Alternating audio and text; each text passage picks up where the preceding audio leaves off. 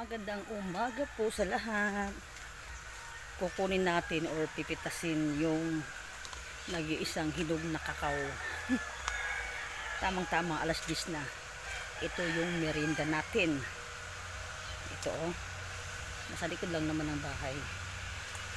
Yan, sa taas oh, yan oh. Yan, ito wala to. Yan, pitasin muna natin. At sana hindi, ang tawag yan dito sa amin, bugtok. Yan o.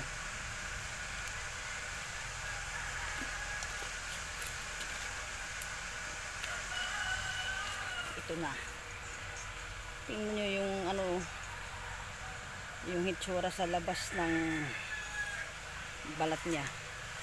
Sana ay okay yung sa loob. Diretso na natin kainin day. Kay presko kaayo. At sana nga okay yung ano niya laman.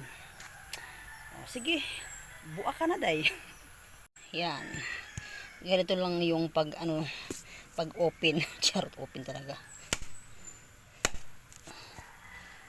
Yan, tingnan nyo. Uy. Uy, naraglag na. Yan oh. Sobrang ano na, sobrang hinog na. Pero matamis to kasi, matamis yung kakao dito.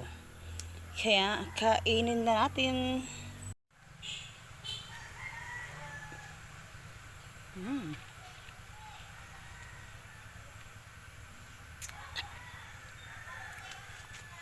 Matamis pa rin siya kahit ano na. Siguro mga 2 weeks na siguro to na ganito kahinog na.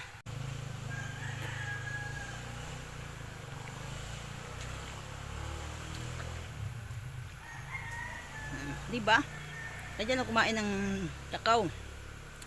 Yung buto niya hindi dapat sayangan. Sayangin kay ginagawa to ng tablia. Kanina ko lang napansin na may hinog na pala na kakao. Yung isa doon siguro mga next week pahinog na rin yun. Ganito lang kumain ng kakao.